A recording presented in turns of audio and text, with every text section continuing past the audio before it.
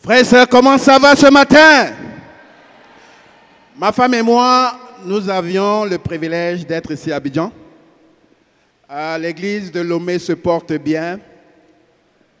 Nous sommes venus pour assister au mariage de notre frère Angelo Bogui et puis de notre sœur Pauline Diabagaté.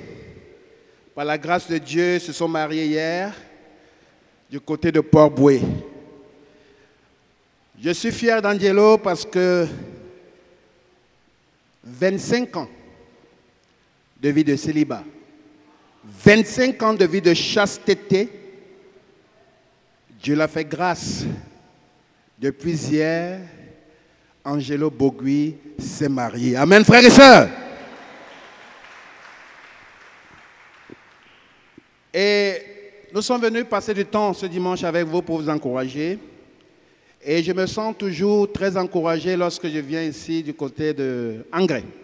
Amen. Ce matin, nous allons... j'ai vu le thème tout à l'heure. On dit passons à l'autre bord. Passons à l'autre bord. Donc, ça veut dire que certainement on doit franchir un autre palier dans notre vie. Et nous ne pouvons pas passer à l'autre bord si nous n'éveillons pas notre foi.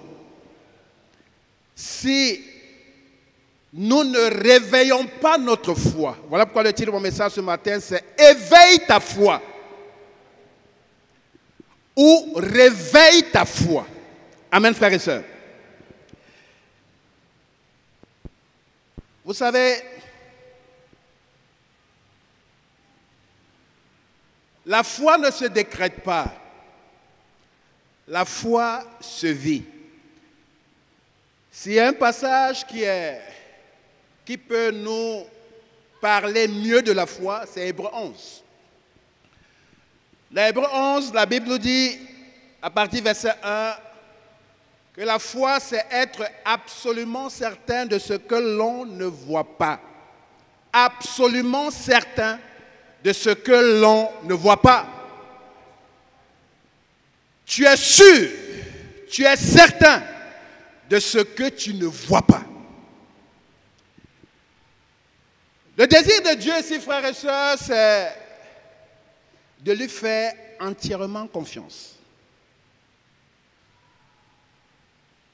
Si je parle en termes clairs, le désir de Dieu ici, c'est de lui faire entièrement confiance. Nous ne pouvons pas lui faire plaisir si nous ne lui faisons pas confiance.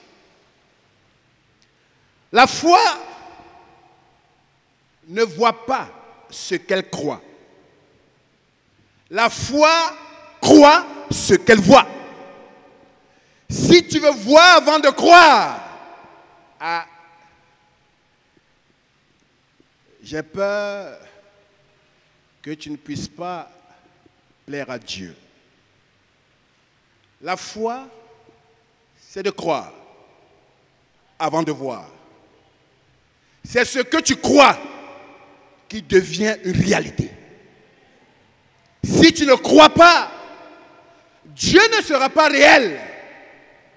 Quel que soit ton état d'âme, Dieu ne sera pas réel. Or, nous servons un Dieu réel. Amen, frères et sœurs. Nous servons un Dieu réel. Donc, il faut croire. Donc, c'est une obligation. Nous sommes obligés. Même si les circonstances de la vie ne favorisent pas notre croyance, frères et sœurs, nous sommes dans l'obligation de croire. La foi, en termes clairs, c'est d'avoir le courage de laisser Dieu avoir le contrôle de ta vie. Avoir le courage de laisser Dieu avoir le contrôle de toute notre vie. La foi en termes clairs, c'est avoir le courage de laisser le volant de notre vie entre les mains de Dieu.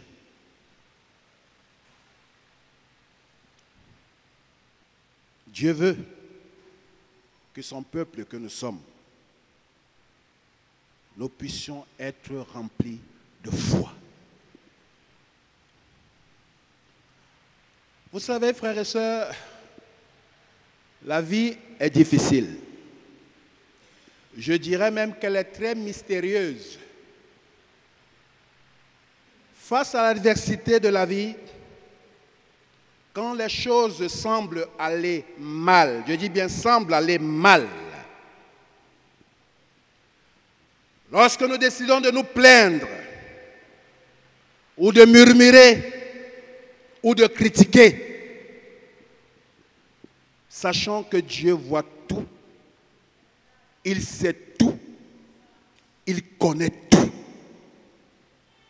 C'est facile de te plaindre lorsque les moments difficiles arrivent. C'est facile de murmurer. Mais je veux que nous sachions, frères et sœurs, quelles que soient les circonstances négatives qui peuvent nous envahir, sachons ceci, c'est une vérité. Dieu voit tout, il sait tout et il connaît tout. Même dans la vallée de l'homme de la mort, notre Dieu règne. Même dans la vallée de l'homme de la mort, notre Dieu règne. Et il est en contrôle de notre vie. Notre vie est sous contrôle de Dieu. Au verset 6 de Hébreux 11,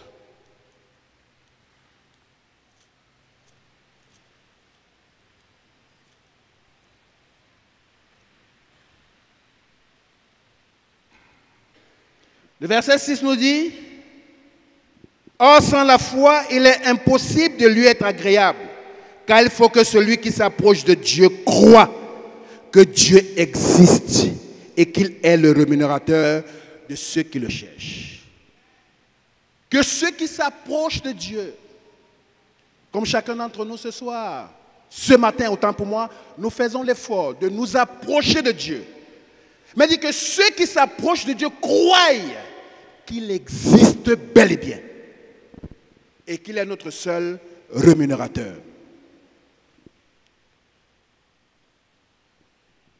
Nous serons au milieu des luttes. Oui, nous serons au milieu des luttes. Nous serons au milieu des batailles. Certains d'entre nous, certainement que nous sommes en train de batailler dur dans certains aspects de notre vie. Mais nous devions dire à Dieu, lorsque ces moments arriveront, disons à Dieu, je ne t'abandonnerai jamais. Puisqu'il nous rassure ici qu'il est au contrôle de notre vie, donc quelles que soient les difficultés ou la difficulté auquel tu es soumise, sache et dis à Dieu, je ne t'abandonnerai pas, car je te fais confiance. Parce qu'il attend de nous que nous le fassions entièrement confiance. Amen, frères et sœurs. Baissons nos têtes et prions. Éternel notre Dieu, Père de gloire, ce matin,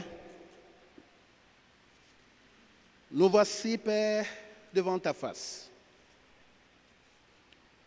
Nous sommes venus auprès de toi parce que nous te reconnaissons comme notre Père. Et nous prions que, Père, ta parole qui ne rentre pas sans avoir produit d'effet, produit cet effet escompté ce matin, afin de sortir différemment de comment nous sommes entrés. Nous sommes venus à toi, je prie, que tu anéantis à moi la chair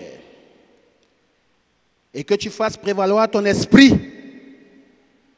qui certainement va nous vivifier ce matin et que nous sortions d'ici en t'ayant écouté, en t'ayant vu.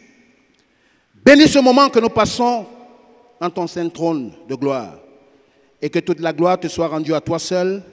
Merci pour tout. J'ai prié au nom de Jésus. Amen. Marc 6.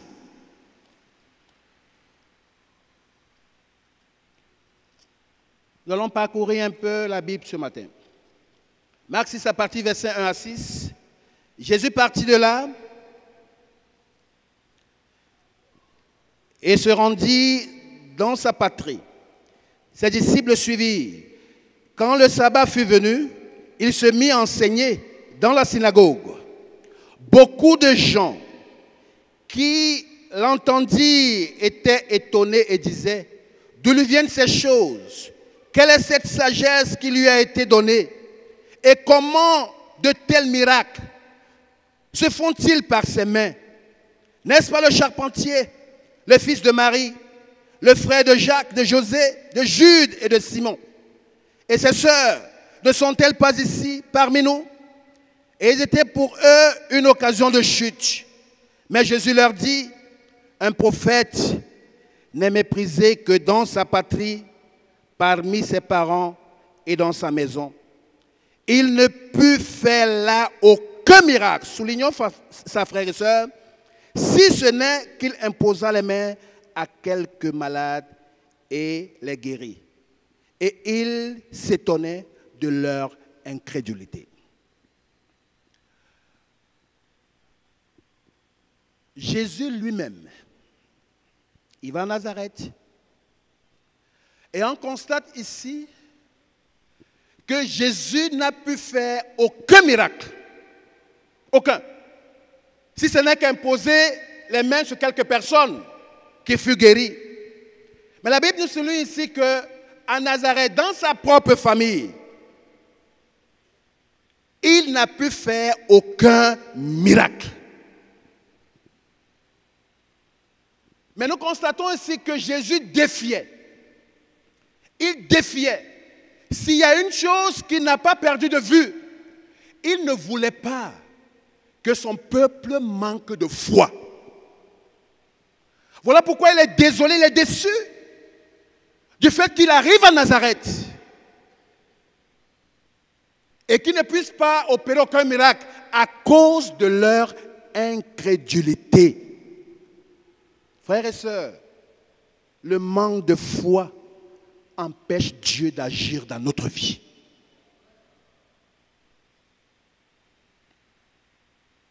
Le manque de foi paralyse l'œuvre de Dieu en nous.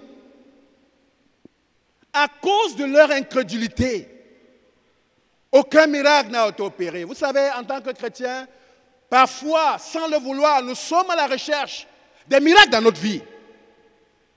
Ce qui n'est pas un péché. Nous sommes à la recherche du bonheur, ce qui n'est pas un péché. Mais tout s'obtient par la foi. Je dis bien tout s'obtient par la foi. S'il conclut en disant, sans la foi, il est impossible de lui être agréable.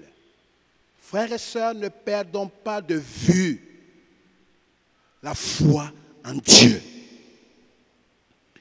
L'incrédulité parfois rend amer. L'incrédulité nous rend critiques. Lorsqu'une personne commence à critiquer, ne cherchons pas ailleurs. Il a un problème de manque de foi. L'incrédulité nous amène même à être cyniques. Oui, cyniques, inquiets, soucieux. Et parfois, elle nous amène à tomber dans la résignation. On n'a plus envie de louer, d'adorer, de servir Dieu. On n'a plus envie.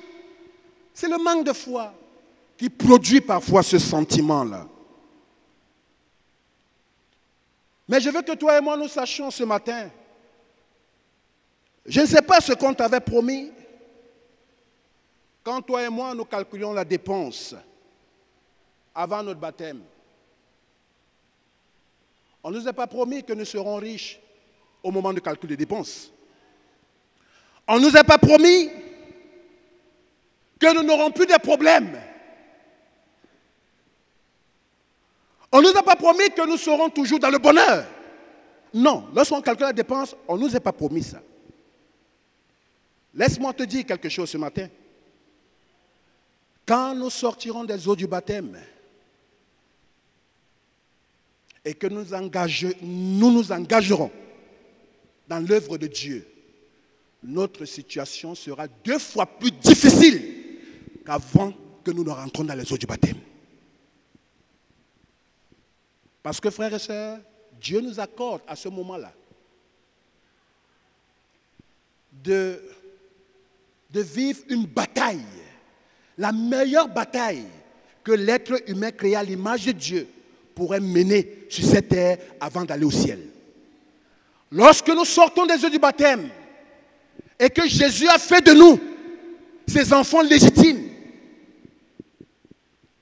la situation sera plus difficile. C'est là où notre foi doit se mettre en exergue. C'est là où notre confiance en Dieu. Parce que si nous ne faisons pas confiance en Dieu, frères et sœurs, nous serons dans l'église du Seigneur, mais nous risquerons d'être des personnes les plus malheureuses que le monde n'a connues. Où est notre niveau de foi? J'ai 3 petits points ce matin. Comment éveiller sa foi? Comment réveiller sa foi?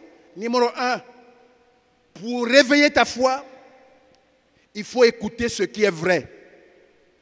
Numéro 2, pour éveiller ta foi, il faut confesser ce qui est vrai. Numéro 3, pour éveiller sa foi, il faut pratiquer ce qui est vrai. En écoutant ce qui est vrai, Romains 10, verset 17. Frères et sœurs, nous sommes là ce matin. Romains 10, verset 17. Il dit ainsi, la foi vient de ce que l'on entend, et ce que l'on entend vient de la parole de Dieu. La foi vient de ce que l'on entend, et ce que l'on entend vient de la parole de Dieu. Est-ce que nous écoutons ce qui est vrai? Vous savez, les disciples, le défi des disciples que nous sommes est d'être quotidiennement dans la parole. Si nous n'écoutons pas Dieu, certainement nous allons écouter les hommes. Mais le disciple ne peut pas avoir une foi éveillée, une foi réveillée, si il ne prend pas le temps à écouter Dieu. Et nous ne pouvons qu'écouter Dieu si nous sommes au contact de la parole. Ce que l'on entend vient de la parole. Lire la parole, se nourrir de la parole, demeurer dans la parole. On ne peut pas sortir de la maison si on ne peut pas consacrer 30 à 1 heure du temps à Dieu, d'être dans la parole. Si on n'écoute pas, frères et sœurs, nous risquerons d'être à la merci des hommes. Donc la question que j'ai pour toi et moi ce matin, de savoir, qui écoutons-nous? Qui écoutes-tu? Qu'est-ce que tu écoutes? Est-ce que nous laissons Dieu nous parler? Ou nous n'avons plus le temps de laisser Dieu nous parler? Mais une foi ne peut pas être éveillée si on n'ouvre pas notre entendement. On ne développe pas notre écoute de laisser Dieu nous parler. Cet exercice, pour moi, est indispensable pour les disciples de Jésus que nous sommes. Nous devions laisser Dieu nous parler. Quand Dieu nous parle, alors nous sommes sûrs que le chemin que nous allons emprunter, ça sera le chemin que Dieu lui-même aura tracé. Mais si nous laissons les hommes nous parler, soyons-en sûrs, frères et sœurs, le chemin que tu emprunteras ne serait pas le chemin de Dieu. Frères et sœurs, la vie est tellement difficile. Elle est difficile. Comment on peut penser faire un jour sans laisser Dieu nous parler. Sans plonger nos regards dans la parole. Un jour, et sortir de la maison comme ça. C'est comme si toi-même, tu décides d'aller au suicide. La vie est tellement difficile qu'on ne peut pas faire un jour sans développer l'écoute, sans laisser Dieu. Qu'est-ce qu'il a prévu pour nous, pour cette journée? Amen, frères et sœurs. Le diable travaille. Hein? Il travaille énormément, jour et nuit, pour nous empêcher d'être dans la parole. Il fera tout pour nous empêcher d'être dans la parole. Nous pouvons mémoriser des versets bibliques. Mais frères et sœurs, la parole, là, on ne l'écoute pas ou on ne la médite pas comme si nous étions des... Comme si nous voulons avoir cette connaissance. La vie se trouve dans la parole. Nous devions l'étudier. Nous sommes arrivés au moment aujourd'hui, on ne doit plus parler de la méditation. Parce que plus la vie est difficile, plus nous devions rentrer en profondeur dans la parole. L'étudier. Lorsque nous sommes remplis de la parole, frères et sœurs, rien ne peut nous faire peur. Rien ne pourra nous ébranler. Nous sommes une église qui est reconnue d'être dans la parole de Dieu. Nous sommes une église qui est reconnue d'être dans la parole de Dieu. Amen, frères et sœurs. Deuxièmement, confesse ce qui est vrai. Malheureusement, certains disent qu'ils ont la foi, mais ils ne la confessent pas. Lorsqu'on a la foi, on doit la confesser. La foi se confesse. Ce n'est pas un titre. Ce n'est pas un titre de propriété, non. La foi, elle se confesse. Si on estime que nous vivons par la foi, alors cette foi doit être professée. Cette foi doit être confessée. Sinon, elle n'est pas la foi. Une foi qui n'est pas confessée n'est pas la foi. Jean 12.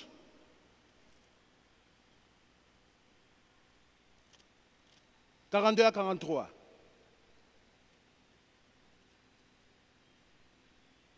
42 à 43. Il dit cependant même, parmi les chefs, plusieurs crurent en lui, mais à cause des pharisiens, il n'en faisait pas l'aveu dans la crainte d'être exclus de la synagogue. Car ils aimaient la gloire des hommes plus que la gloire de Dieu. Voilà beaucoup de croyants qui ont cru, qui se sont convertis même à Christ. Mais à cause des pharisiens, la peur d'être stigmatisés, ils ne passaient pas à l'aveu. Ils ont cru, mais cette foi n'était pas confessée. Comment nous pouvions croire et ne pas confesser ce que nous avions cru? Et si nous ne faisons pas attention, nous pouvions nous retrouver en train d'être des disciples, des chrétiens qui ont cru, mais malheureusement qui ne sont plus en train de confesser.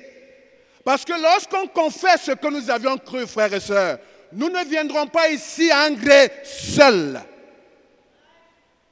Tu viendras avec un ami, tu viendras avec des invités. Si nous confessons ce que nous avons cru, je pense que cette salle devait être remplie.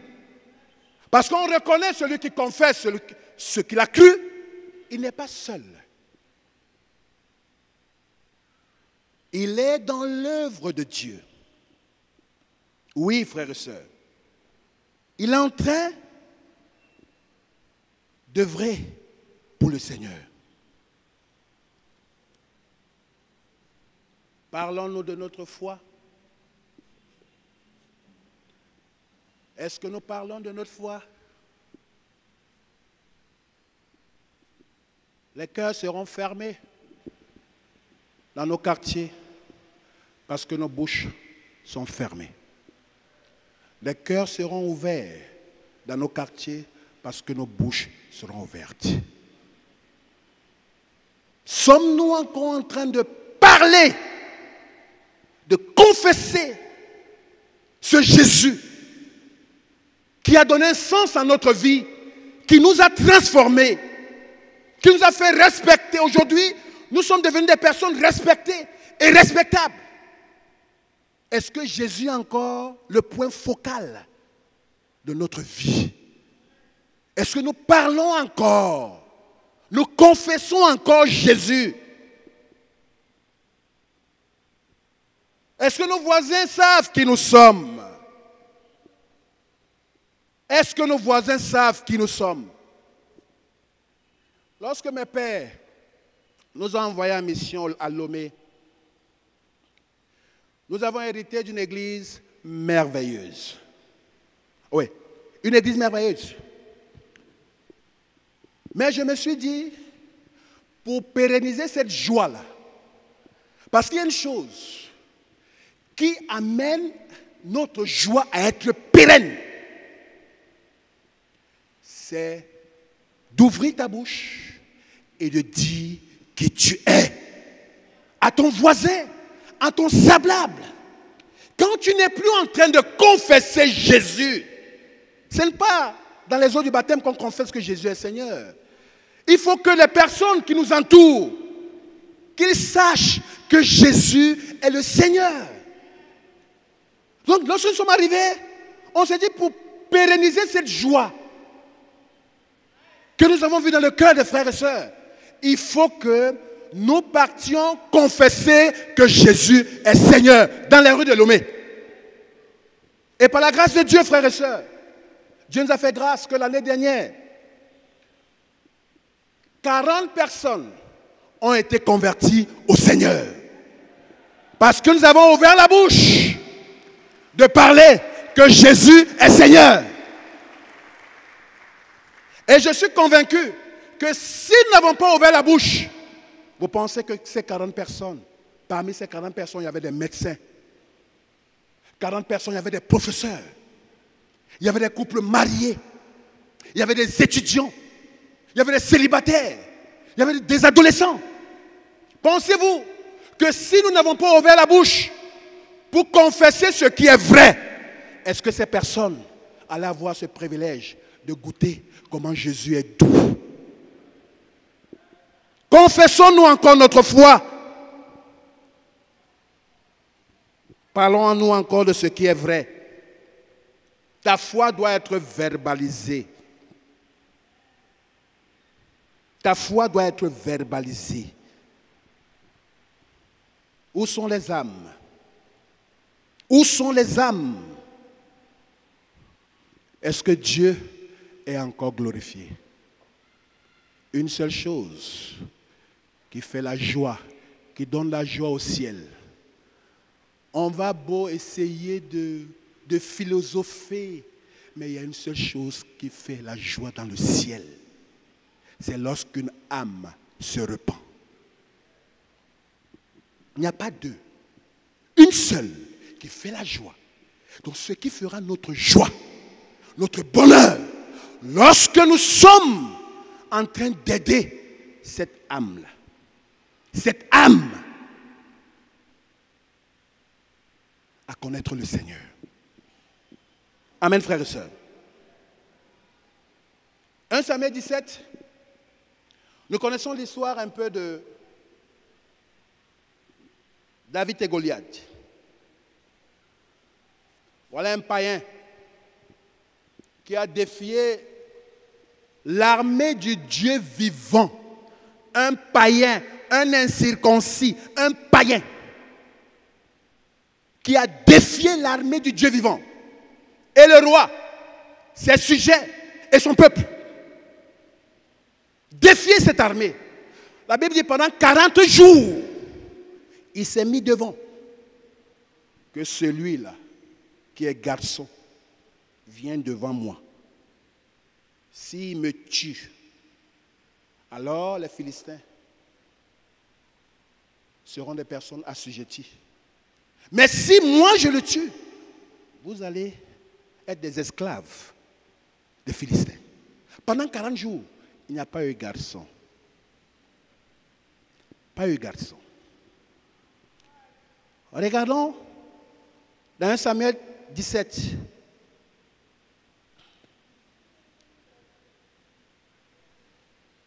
Isaïe, le père de David, avait 8 enfants. Et les 3 premiers étaient des soldats de Saül. Il y avait Eliab, il y avait Abinadab, il y avait Shama. Les 3 étaient des soldats de Saül. David, lui, il était en brousse, en train de veiller sur l'héritage de la famille, sur les moutons, sur les brebis de la famille. Très jeune à l'époque. Les 3 premiers fils d'Isaïe étaient des soldats de Saül. Isaïe demande à David de venir avec un peu de la nourriture pour donner à ses frères. C'est ce que David a pris soin de faire. Il est venu avec la nourriture. Et ce qu'il a entendu dans la conversation, parce que le peuple était troublé, choqué de savoir qu'il n'y avait pas une seule personne qui pouvait faire face à Goliath. Ni le roi lui-même. Oui, Saül lui-même. D'autres étaient cachés dans les grottes. David arrive, jeune homme. Il vient donner la nourriture à ses frères. Et finit de donner la nourriture. Et dans les conversations, ce Philistin est en train de défier l'armée du Dieu vivant. Et il a entendu que le roi dit que celui qui va tuer ce Philistin, il aura des présents, des richesses et tout ça. Lorsqu'il a entendu ça, regardons un peu l'attitude de son grand frère Eliab au verset 28 de Samuel 17. Le verset 28, la Bible dit, Eliab, son frère aîné, qu'il avait entendu parler à ses hommes, fut enflammé de colère contre David. Et il dit, pourquoi es-tu descendu? Et à qui as-tu laissé le peu de brebis dans le désert? Je connais ton orgueil et ta malice de ton cœur. C'est pour voir la bataille que tu es descendu. Waouh! Qu'est-ce que David a fait de mal? Il écoute tout simplement. Et il est en train de reprocher à David, qu'est-ce que tu es venu faire? Alors que David les a portés à manger. Et il reproche à David, qu'est-ce que tu es venu chercher ici? Je connais ton orgueil. Tu es venu savoir ce qui se passe. Tu veux faire quoi ici? Faisons attention, frères et sœurs. Voici ce que le grand frère de David. Voilà les paroles qui sortent de sa bouche. Parfois, frères et sœurs, lorsque nous écoutons certaines personnes, des paroles négatives qui sortent de leur bouche, parfois des paroles dévastatrices qui peuvent effriter notre foi. Faisons attention de ce que nous écoutons. Mais même quand le grand frère de David a dit ces paroles négatives à son endroit, David ne s'est pas découragé. Mais on peut dire que c'est son grand frère. Mais regardons un peu ce que le roi lui-même, Saül lui-même, ce qu'il dit à David au verset 31. C'est là où ça devient intéressant. Il dit, lorsqu'on eut entendu les paroles promises par David, où on les répéta devant Saül, qui le fit chercher, David dit à Saül, que personne ne se décourage à cause de ce Philistin. Ton serviteur ira se battre avec lui. Saül dit à David, tu ne peux pas aller te battre avec ce Philistin, car tu es un enfant et il est un homme de guerre dès sa naissance. Quand un roi déjà, qui est censé être un modèle pour son peuple, a une peur bleue et que l'un de ses serviteurs décide de faire face à cet incirconcis païen, regardons un peu des propos qui sortent d'un dirigeant. Tu es un enfant. Tu vas aller te battre contre lui. Tu es un enfant. Tu ne peux pas. Tu ne peux pas. Il est un guerrier, c'est un soldat depuis sa jeunesse. Il va te déchiqueter. Ah! Les paroles du roi. Parfois, il y a des personnes, frères et sœurs, qui ont le don du découragement. Il y a des personnes parmi nous qui ont le don du découragement. Tous ont peur. Il ne veut pas faire face. Si le roi lui-même a peur, et les sujets. Mais quelqu'un qui est venu, qui a une expérience avec Dieu, malgré son jeune âge, mais il a une expérience avec Dieu. Il arrive, et voici ce qu'il dit. Et regardez la réponse du roi. Tu ne peux pas. Tu ne peux pas. Frères et sœurs, nous connaissons la suite. Nous connaissons la suite. Quand David a pris la parole, il a convaincu le roi par ce qui est vrai. Il a convaincu le roi par ce qui est vrai. Quand ce qui est vrai sort de ta bouche, personne ne dira non. Quand ce qui est vrai sort de ta bouche, il dit, roi, quand je garde les moutons de mon père et qu'un ours, un lion se dresse contre une brebis, je me dresse contre le lion, je l'attrape et je le déchire. J'ai eu la victoire contre des ours et des lions. Ce n'est pas à cause de ce Philistin païen qui a osé insulter l'armée du Dieu vivant que je ferai de lui une exception. Quand le roi a entendu ce qui est vrai, qu'est-ce qu'il a dit? Mon fils, vas-y, que Dieu soit avec toi. Oh, c'est ce qu'il devait lui dire au départ. Mais comme il n'avait pas cette histoire, quand tu as une histoire avec Dieu, quand tu crois en Dieu, quelles que soient les circonstances, frères et sœurs, là où les gens disent ce n'est plus possible, toi, tu es la seule personne à dire tout est encore possible.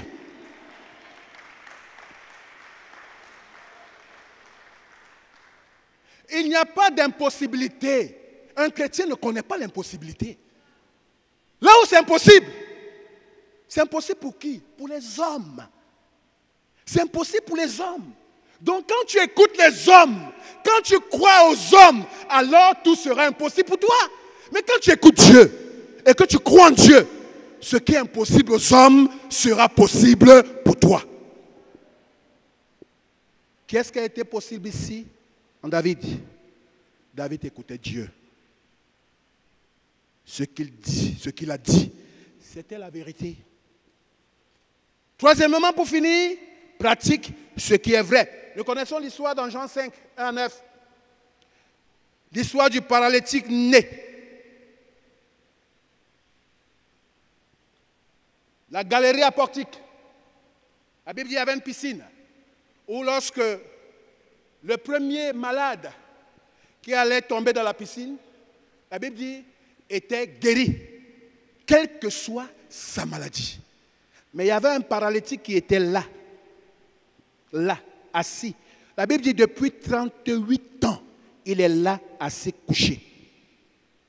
Pendant que l'ange venait remuer de l'eau, le premier malade qui tombait dans la piscine était guéri.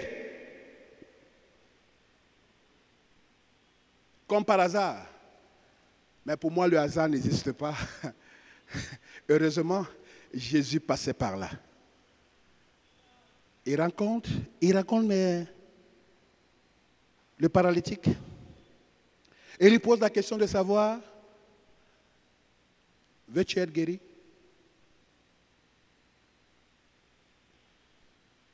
En principe, tu es malade et on te pose la question de savoir, veux-tu être guéri? Quelle absurdité. Je suis malade, tu me poses la question. Mais naturellement, je veux être guéri. Pourquoi tu me poses la question si je veux être guéri? Quel est le souhait du malade? C'est d'être guéri.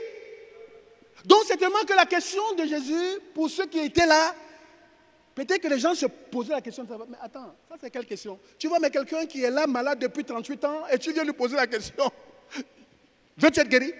Lorsqu'il a posé la question, maintenant le malade réagit, il ne répond pas à la question. Quand nous lisons le contexte, c'est Jean 5, partie verset 1 à 9. Il ne répond pas à la question. Il dit à Jésus, je n'ai personne pour m'accompagner, pour me jeter dans la piscine. Je n'ai personne. Est-ce qu'il répond à la question? Non. Veux-tu être guéri? Oui ou non? 38 ans. Il est assis là, il est à la recherche d'une personne qui va venir le soulever. Il a passé 38 ans. Cet homme ne pouvait pas imaginer qu'il va se lever sur ses deux pieds sans le soutien d'aucune personne. Voilà pourquoi il est resté là pendant 38 ans. Il est toujours à la recherche du soutien. Frères et sœurs, est-ce qu'il y a un meilleur soutien que Dieu?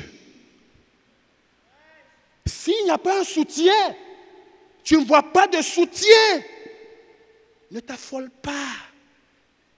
Si Dieu est mon soutien, pourquoi je cherche le soutien des hommes? Dieu est mon soutien. Je ne chercherai pas le soutien des hommes. Quand bien même que je ne verrai personne, mais je sais que si j'ai Dieu, alors j'ai tout. C'est comme ça la foi réagit. Veux-tu être guéri? Je n'ai personne. Jésus dit stop. Je dis veux-tu être guéri? Je n'ai personne. Pendant qu'il était en train d'envoyer des excuses, comme certains d'entre nous, si je ne suis pas comme ça, c'est parce que. Si je ne suis pas arrivé là, c'est parce que. Si je ne suis pas encore marié, c'est parce que. Si je n'ai pas encore trouvé le travail, c'est à cause de tel. C'est à cause de X. C'est à cause de X, je suis dans tel problème. C'est à cause de X, je ne suis pas encore marié. C'est à cause de X, je ne travaille pas. C'est à cause de X, je souffre. Toujours en train d'indexer. Un membre de la famille, le père, l'oncle, le frère, le dirigeant, c'est le pasteur, c'est l'évangéliste, c'est mon dirigeant, c'est ceci, je suis ce que je suis là. C'est à cause de X. C'est les excuses qu'il avançait à Dieu, à Jésus. Jésus l'a stoppé. Lève-toi et marche. Lève-toi et marche. La Bible dit d'un bond. D'un bond. Il s'est mis sur ses deux pieds.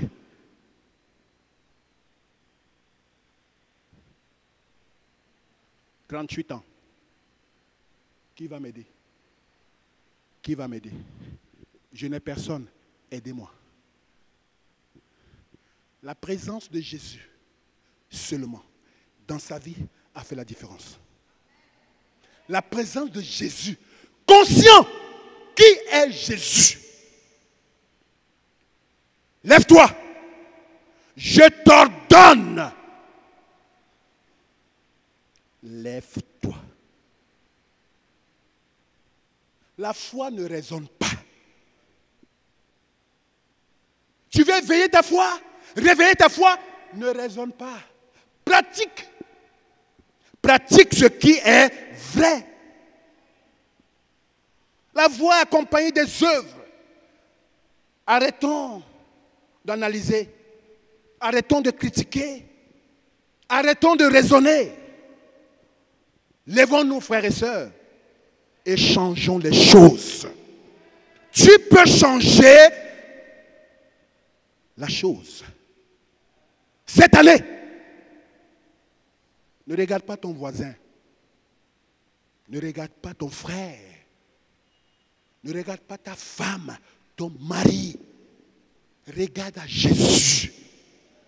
C'est lui qui est capable de te lever, de te mettre debout et change Tu as le pouvoir sur ta vie. Parce que c'est Dieu qui a le pouvoir. Si Dieu a le pouvoir sur toi, alors le pouvoir de ta vie là, ne dépend pas de quelqu'un. Tu as le pouvoir. Parce que tu es un enfant de Dieu. Il faut connaître tes droits. Et connaître aussi tes devoirs. Arrêtons de raisonner. Parfois on raisonne trop. Changeons les choses, frères et sœurs. Ne demande pas à Dieu de guider tes pas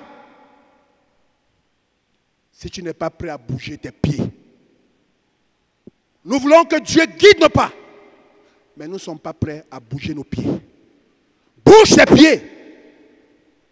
Ce paralytique voulait que Dieu, Jésus, guide ses pas, mais il n'était pas prêt à bouger ses pieds.